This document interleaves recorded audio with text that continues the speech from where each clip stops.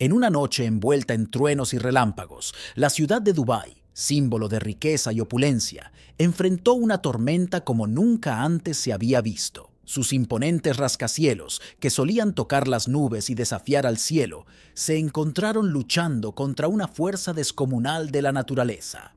La tormenta llegó con una furia implacable, azotando cada esquina de esta metrópolis dorada. Los vientos rugían entre los edificios y las lluvias torrenciales transformaban las calles en ríos caudalosos. La devastación fue tal que, al amanecer, la ciudad parecía haber sucumbido bajo el peso del agua, con su brillo dorado apagado por el lodo y los escombros. En una noche envuelta en truenos y relámpagos, la ciudad de Dubái, símbolo de riqueza y opulencia, enfrentó una tormenta como nunca antes se había visto. Sus imponentes rascacielos, que solían tocar las nubes y desafiar al cielo, se encontraron luchando contra una fuerza descomunal de la naturaleza. La tormenta llegó con una furia implacable, azotando cada esquina de esta metrópolis dorada con una violencia sin igual. Los vientos rugían entre los edificios, arrancando tejados y desgarrando árboles como si fueran simples hojas. Las lluvias torrenciales, más como cataratas salvajes, transformaban las calles en caudalosos ríos que arrastraban todo a su paso. El estruendo ensordecedor de los truenos resonaba en toda la ciudad, mientras relámpagos iluminaban el cielo con una luz blanca cegadora. Los habitantes de Dubái, acostumbrados a la extravagancia y la ostentación, se encontraban ahora enfrentando una ira natural desatada, incapaces de hacer frente a la magnitud de la tormenta. La devastación que dejó a su paso fue tan impactante que, al amanecer, la ciudad parecía haber sucumbido bajo el peso del agua y la destrucción. El brillo dorado que solía caracterizar a Dubái ahora estaba apagado por el lodo y los escombros, como un monumento a la fuerza brutal de la naturaleza. Este evento catastrófico plantea una interrogante profunda y perturbadora. ¿Fue esta destrucción meramente un acto de la naturaleza o acaso llevaba consigo un mensaje divino? En las Escrituras se nos relata cómo las grandes calamidades a menudo sirven como señales o advertencias enviadas por un poder superior. Podría ser, entonces, que este desastre en Dubái no sea solo un recordatorio de nuestra vulnerabilidad frente a la naturaleza, sino también una advertencia celestial. Mientras observamos cómo una ciudad construida con la más fina ingeniería y los recursos más lujosos puede ser desmantelada en una sola noche, surge un contraste alarmante. La ciudad, que parecía invencible ante los desafíos económicos y sociales, mostró una sorprendente fragilidad frente al poder de la naturaleza. Este contraste nos lleva a reflexionar sobre nuestra propia existencia y la falsa seguridad en la que a veces vivimos. La posibilidad de una intervención divina no es un tema que se deba tomar a la ligera. Si consideramos la devastación de Dubái como una advertencia de Dios, ¿cuál sería el mensaje que se nos está intentando comunicar? ¿Es acaso un llamado a revisar nuestras prioridades y el modo en que interactuamos con nuestro entorno y entre nosotros mismos? ¿Podría la creación de lluvia artificial en Dubái desencadenar el castigo de Dios? En esta ciudad de opulencia y tecnología, el hombre desafía los límites de la naturaleza al manipular el clima para su beneficio. Sin embargo, ¿podría este acto de ingeniería desencadenar consecuencias divinas? La creación de lluvia artificial, esta tecnología diseñada para combatir el calor extremo y la escasez de agua, ha llevado a la ciudad a manipular el clima mediante nubes sembradas químicamente para inducir precipitaciones. Sin embargo, este acto de alterar los elementos naturales plantea preguntas profundas sobre las implicaciones morales y espirituales de tal dominio humano sobre la creación divina. Los textos sagrados nos advierten sobre la soberbia de intentar igualar o superar el poder de Dios. Al observar cómo Dubái manipula su clima, surge un paralelo inquietante con las antiguas civilizaciones que, según las Escrituras, fueron castigadas por su arrogancia y desobediencia. La lluvia, un símbolo de purificación y una bendición en muchas culturas y religiones, se convierte aquí en un producto más de la ingeniería humana. Este acto de alteración podría ser visto no solo como un avance tecnológico, sino también como una provocación hacia el equilibrio natural establecido por Dios. El efecto inmediato de estas lluvias artificiales puede ser positivo, aliviando la sequía y refrescando el aire. Sin embargo, ¿qué consecuencias no previstas podríamos estar ignorando? En la Biblia se relata cómo las intervenciones divinas a menudo llegan en respuesta a las acciones humanas que rompen el pacto sagrado con el Creador. Al intervenir tan drásticamente en los sistemas naturales, Dubái podría estar inadvertidamente invitando a reacciones negativas, tanto ecológicas como espirituales. Reflexionemos sobre la historia de Babel, donde la humanidad, en su búsqueda de grandeza, construyó una torre para alcanzar el cielo. Dios, viendo esto como un acto de desmesurada arrogancia, confundió sus lenguas y dispersó a la gente por todo el mundo. Al manipular el clima, estamos quizás construyendo nuestra propia torre moderna de Babel, desafiando los límites que nos fueron dados. En Dubái, una metrópolis acostumbrada a un clima seco y caluroso, se encuentra repentinamente enfrentando un evento sin igual. El cielo, anteriormente sereno y despejado, ahora se ha cubierto con nubes amenazantes, anunciando la llegada de una fuerza extraordinaria. Para comprender mejor la situación, exploremos las condiciones climáticas en Dubái. Una tensa expectación se palpa en el ambiente, mientras tanto los habitantes locales como los visitantes observan hacia arriba, siendo testigos de una ciudad que en otro tiempo desafió a la naturaleza, ahora preparándose para enfrentar una fuerza impredecible e incontrolable. Esta tormenta no es común ni corriente. La calamidad natural arremete de manera súbita y sin advertencia previa, generando un fuerte contraste con la vida cotidiana estable y predecible de Dubái. A medida que las primeras gotas de lluvia golpean el suelo abrasado por el sol, se percibe un sentido de asombro. Entonces, la lluvia comenzó a caer. No fue una llovizna ligera, sino intensos aguaceros. Los tejados y las calles de la ciudad fueron azotados por gruesas gotas de lluvia, sin dar tregua. El desierto, acostumbrado a la sequedad, se vio envuelto en aguas de inundación, como sacado de un relato fantástico. Las calles, recientemente bulliciosas, quedaron sumidas en un extraño silencio, mientras la gente buscaba resguardo del inesperado embate de la naturaleza. Con la llegada de la noche, la tormenta creó una atmósfera dramática, con relámpagos iluminando el cielo. El sistema de drenaje, concebido para hacer frente a condiciones climáticas normales, se vio superado por la súbita y fuerte lluvia. Este suceso desencadenó una serie de eventos que inundaron numerosas calles e incluso los niveles inferiores de algunos edificios. La ciudad, una vez alabada por su visión de futuro, ahora se enfrentaba a una situación que parecía sacada de una película de ciencia ficción postapocalíptica. ¿Es este fenómeno natural simplemente un suceso meteorológico inusual o lleva consigo un significado más profundo, quizás incluso divino? A lo largo de la historia, los desastres naturales han sido interpretados en un contexto más amplio, considerados a menudo como mensajes o advertencias de fuerzas sobrenaturales.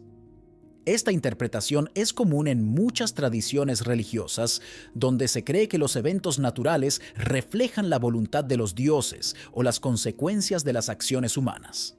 Por lo tanto, ¿podría un desastre natural como la poderosa tormenta en Dubái servir como un llamado potente para que la humanidad reflexione sobre nuestra relación con el poder de la naturaleza? Dios, en la narrativa bíblica, es a menudo presentado como la encarnación de la bondad, la justicia y el amor incondicional.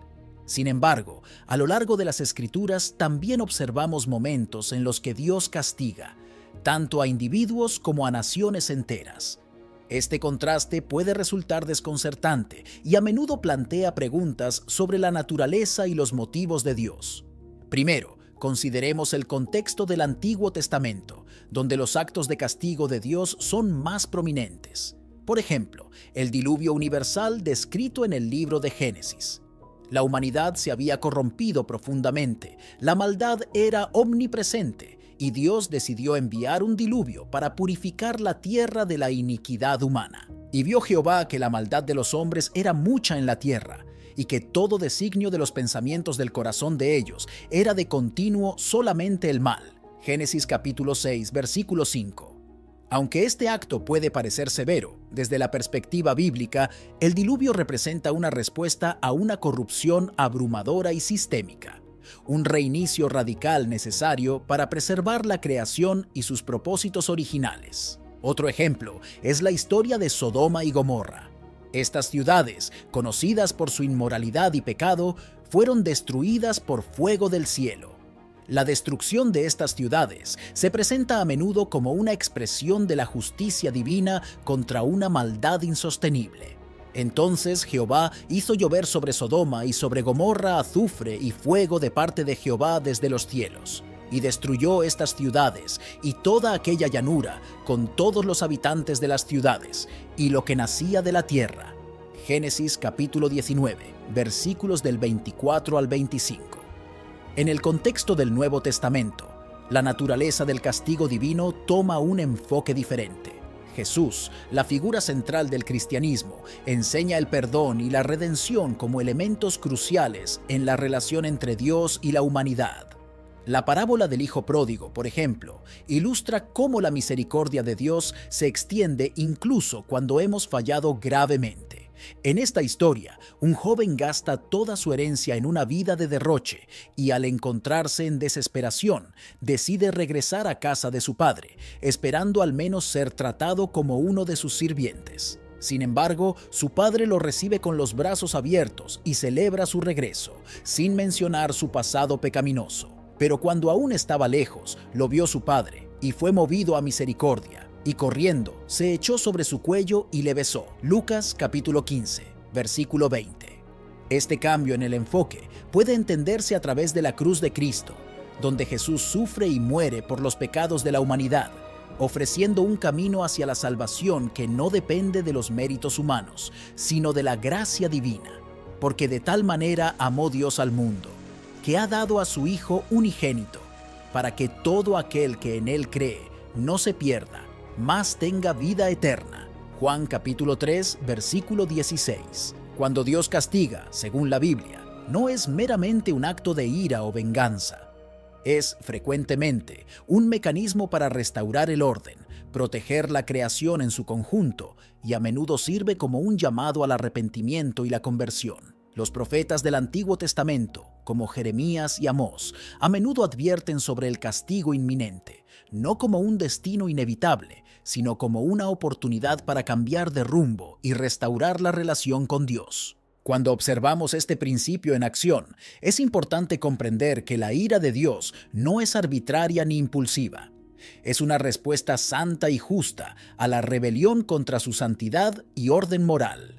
La Biblia nos presenta múltiples ejemplos en los que la ira de Dios se manifiesta en respuesta al pecado persistente y desafiante. Consideremos el caso de los israelitas en el desierto después de haber sido liberados de Egipto. A pesar de los numerosos milagros y demostraciones del poder y cuidado de Dios, repetidamente dudaron de su provisión y poder, llegando incluso a adorar a otros dioses. Esto llevó a una respuesta severa de parte de Dios, que incluyó la negación de la entrada a la tierra prometida para esa generación. Jehová se enojó mucho contra Israel y juró diciendo: «Ninguno de los hombres de esta mala generación verá la buena tierra que juré dar a vuestros padres». Deuteronomio capítulo 1, versículos del 34 al 35. La ira de Dios, entonces, también actúa como una advertencia para aquellos que están al borde de desviar su camino. Esta no solo busca castigar, sino más profundamente, redirigir hacia la rectitud y la comunión con Él. En el libro de Amós, vemos cómo Dios envía advertencias a través de los profetas para que su pueblo se arrepienta y vuelva a sus caminos. A pesar de las advertencias, muchas veces estas no fueron atendidas y el juicio de Dios siguió como resultado natural y justo de la rebelión sostenida. Buscadme y viviréis, pero no busquéis a Betel, ni entréis en Gilgal, ni paséis a Beerseba, porque Gilgal ciertamente será llevado cautivo, y Betel será deshecho. Amós capítulo 5, versículo 4. En el Nuevo Testamento, la ira de Dios se entiende a través del lente de la cruz de Cristo. La crucifixión de Jesús es el punto culminante del plan de Dios para la redención de la humanidad. En la cruz, Jesús absorbe la ira merecida por nosotros, ofreciendo en su lugar gracia y perdón. Dios demostró su amor por nosotros, en que siendo aún pecadores, Cristo murió por nosotros. Mucho más, pues, habiendo sido ahora justificados por su sangre, seremos por él salvados de la ira. Romanos capítulo 5, versículos del 8 al 9. Aquí vemos que la ira de Dios no es contradictoria con su amor, sino que juntos trabajan para cumplir los propósitos de redención y justicia. Entender la ira de Dios también nos ayuda a comprender mejor su amor. Un amor que no se opone al mal, ni se preocupa por la justicia, no es verdadero amor. La ira de Dios contra el pecado refleja su profundo amor por su creación, un amor que busca restaurar y reconciliar en lugar de destruir. Porque no envió Dios a su Hijo al mundo para condenar al mundo, sino para que el mundo sea salvado por él. Juan capítulo 3, versículo 17.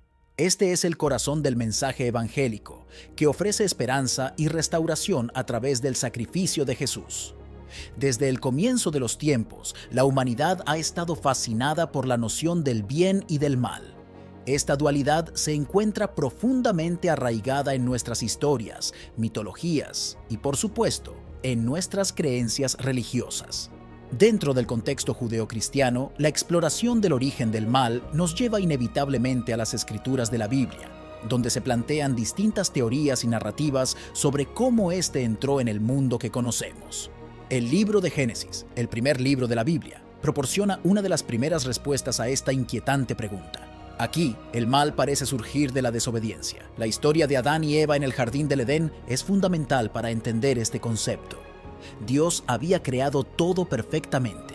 El jardín era un lugar de paz y belleza sin igual, donde no existía el sufrimiento ni el dolor. Adán y Eva vivían en armonía total, tanto con la creación como con su creador. Sin embargo, se les dio una sola prohibición: no comer del fruto del árbol del conocimiento del bien y del mal. La serpiente, descrita más tarde en la Biblia como una manifestación de Satanás, entra en escena y engaña a Eva. La serpiente convence a Eva de que, al comer el fruto prohibido, no morirían como Dios lo había advertido, sino que serían como dioses, conociendo el bien y el mal. Eva, y posteriormente Adán, sucumben a la tentación y comen el fruto. Este acto de desobediencia es crucial porque introduce el mal en el mundo perfecto que Dios había creado. Aquí, el mal no es solo un concepto abstracto, sino una realidad vivida que trae consigo el sufrimiento, la vergüenza y la separación de Dios. Ahora, si nos adentramos un poco más en las Escrituras, encontramos otra narrativa que trata sobre el origen del mal en el libro de Isaías y en Ezequiel.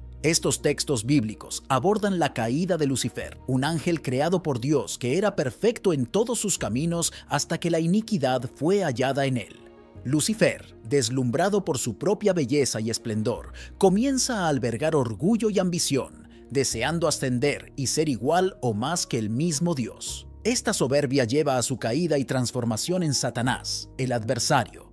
En este contexto, el mal se origina antes de la creación del hombre, en el corazón de un ser celestial, que por su libre albedrío escoge rebelarse contra su creador. Lo interesante de estas historias es cómo el libre albedrío juega un papel crucial. Tanto ángeles como humanos fueron creados con la capacidad de elegir, lo que incluye la posibilidad de elegir mal. Esta capacidad de elección parece ser un componente esencial de la naturaleza del ser, creado por Dios para tener una relación amorosa con Él, lo que necesariamente implica la libertad de elegir no amar, no obedecer. A medida que avanzamos en el texto bíblico, encontramos que el mal no solo afecta a los que lo practican, sino que tiene consecuencias para toda la creación. El mal introduce el caos en el orden establecido por Dios. Por ejemplo, después de la caída de Adán y Eva, vemos cómo Caín, movido por celos y ira, mata a su hermano Abel.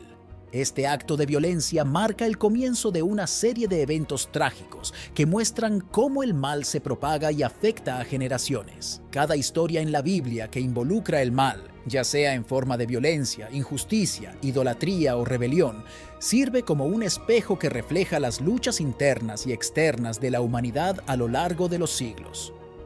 La narrativa bíblica no solo muestra el origen del mal, sino también su persistencia a lo largo del tiempo y su impacto en las relaciones humanas y con lo divino.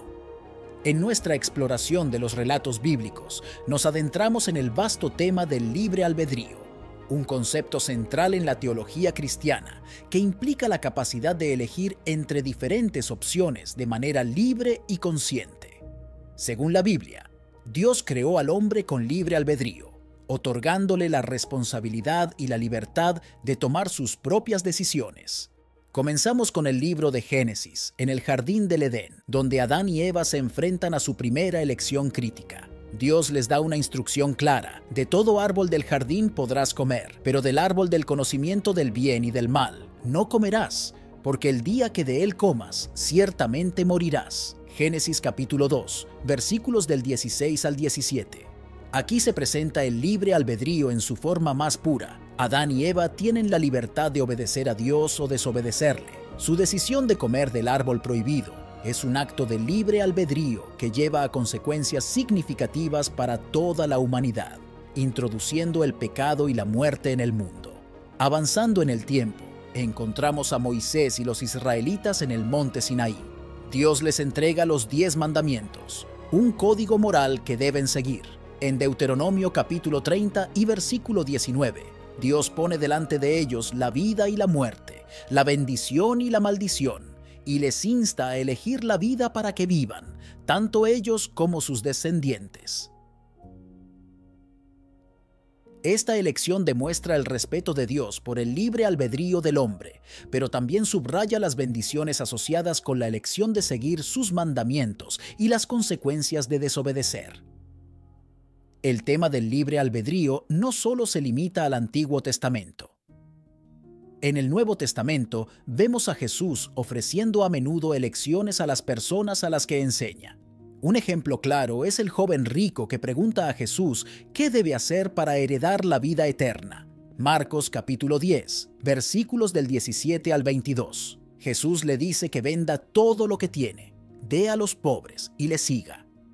Aquí, el joven rico tiene la libertad de elegir entre su riqueza terrenal y seguir a Jesús para obtener un tesoro en el cielo.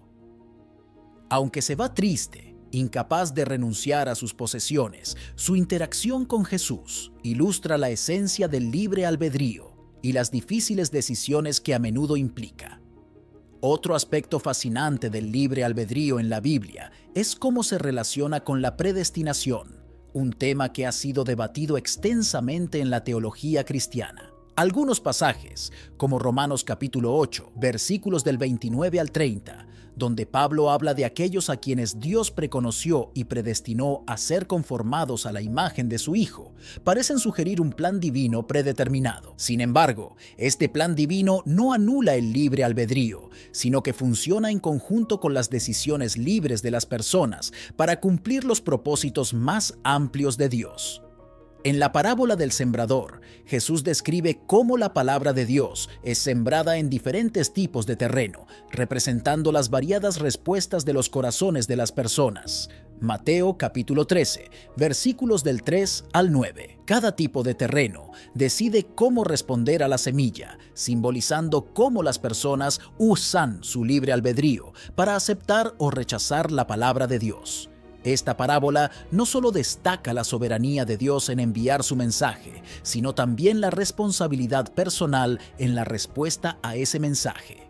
Mientras reflexionamos sobre el poder del libre albedrío y la soberanía de Dios, es importante recordar que, aunque enfrentamos decisiones difíciles en nuestra vida, no estamos solos en este viaje. En momentos de incertidumbre o dificultad, la fe en Dios se convierte en nuestra ancla, ofreciéndonos la fortaleza y la guía que necesitamos para elegir el camino correcto. Te invito a poner tu confianza en Dios, especialmente cuando las decisiones parecen abrumadoras o el camino por delante incierto.